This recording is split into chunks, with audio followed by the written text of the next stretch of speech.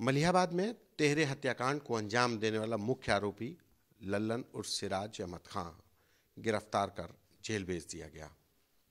70 साल के इस बुजुर्ग शख्स ने जिस तरीके से ताबड़तोड़ गोली मारकर एक 15 साल के मासूम बच्चे, उसकी मां और एक ताज नामक व्यक्ति की जान ले ली, उसके सीसीटीवी सामने आने के बाद हर कोई हैरान था कि इस उम्र में कोई ऐसी हैवानियत का खेल कैसे खेल सकता है। लेकिन सिराज उर्फ लल्लन शुरुआत से ही ऐसे ही मनबढ़ आपराधिक प्रवृत्ति का था। परिवार वालों ने नाता तोड़ दिया था। हमारे साथ बात करने के लिए सिराज उर्फ लल्लन के भाई और जो महिला जिसकी गोली मारकर हत्या की गई फरहीन, उनके पिता सलीम अहमद खान हैं। ये आपके भाई थे, कितने नंबर के भाई थे, कैसे थे? ये चौथे नंबर के भाई थे, 4 नंबर पे थे। और शुरू से इनके तेवर जो थे वो सही नहीं थे। हमेशा हमारे वालिद साहब ने इनको कोशिश की पढ़ाने लिखाने की सब तरीके से, अच्छे स्कूल में, वहाँ से भी ये निकलने के बाद फिर ये इन्होंने अपना रवैया कतई नहीं बदला। जो शख्स अपने माँ बाप की बात नहीं मानता है वो ज़िंदगी में कभी कामयाब नहीं होता। ये उनकी बद्दुआओं के नतीजे हैं और हम लोग उछेल रहे हैं। आप लोग उनसे वास्ता नहीं था? कब से वास्ता नहीं था? यहाँ पे रह रहे तो उनका घर तो दुबग्गा में है। हम लोगों का वास्ता सिर्फ इतना था कि अगर कभी आ गए तो जितने बच्चे थे दाहिने बाएं वो सब अपने किनारे हो जाते थे। बात अगर उन्होंने हमसे कोई की तो उसका जवाब पाया और चले गए। इस हद तक की वास्ता था। न हमारे वहाँ किसी शादी में ये आए थे, न किसी बारात में आए थे, न हमने इनको कार्ड भेजा था, न ये यहाँ के ऊपर आते थे, न ये कहीं के ऊपर रुकते थे।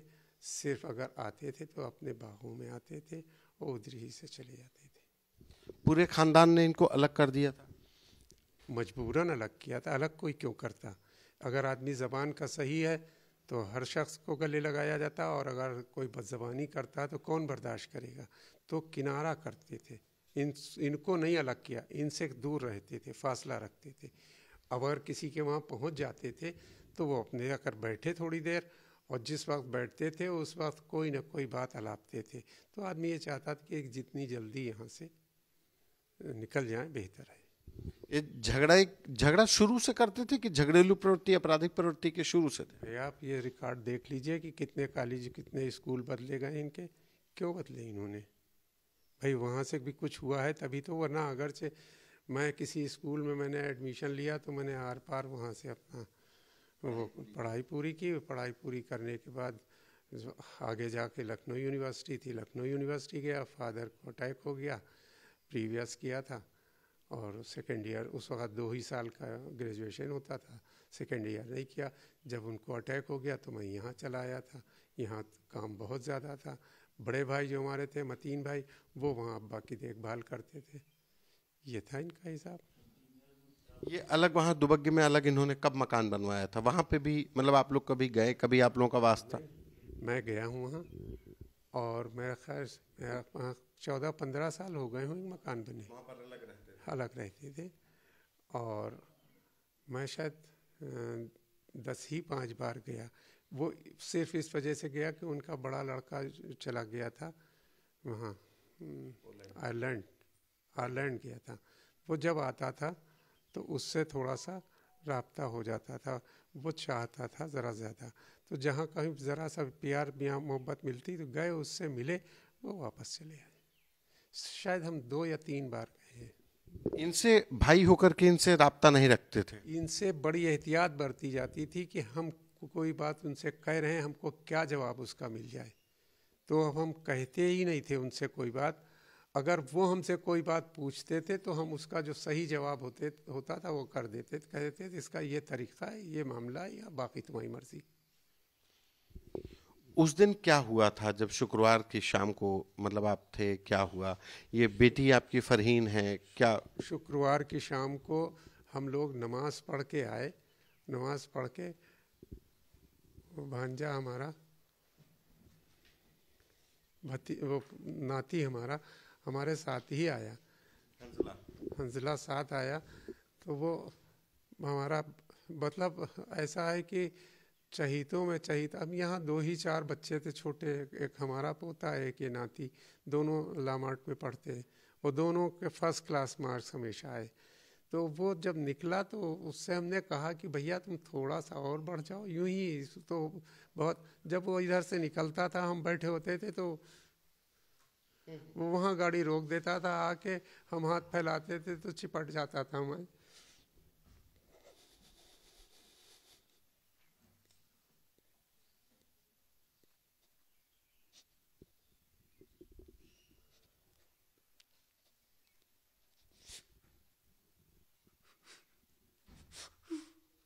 उस दिन आपके साथी नमाज पढ़ के आया था हंजला?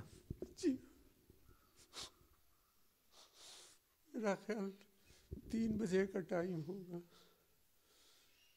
वक्फा मेरा अंदाज़ा है। मेरी बेटी ने वहाँ से फ़ोन किया कि अब्बा लल्लन अब्बा आए हैं।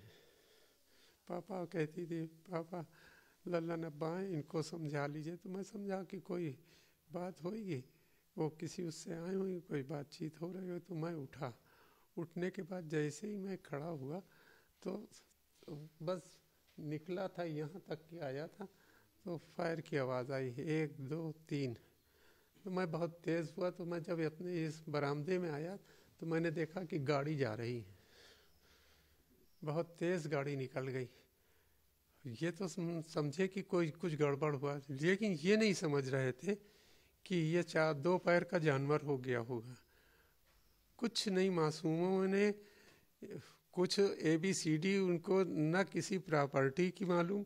घर में जो बच्चे औरतें होती हैं उनको बाहरी मामलों से कोई दखल नहीं होता, और बच्चा तो वो छोटा ही था, उसको तो ये भी नहीं मालूम था कि हमारी कहाँ पे प्रॉपर्टी है, कहाँ क्या है क्या नहीं। पढ़ना और दरवाजे अपने रहना, ना कहीं आना होता था ना जाना होता था। बहुत गया तो अपनी फूफियों के जब चला गया, बाकी चला आता था। जब हम वहाँ गए तो हमने बुरा हाल देखा, वो हमारे बर्दाश्त से बाहर है। हंजला आपको इतना प्यारा था, कौन सी क्लास में पढ़ता था, पढ़ने में कैसा था, क्या बनना चाहता? अच्छा, बहुत अच्छा पढ़ते, बहुत अच्छा मार्क्स उसके बहुत अच्छे थे। रिजल्ट आया था, बहुत खुश आया था। और किसी से नौकर जो हमारे वहाँ का था, वो रहता था, वो नन्हक्के था।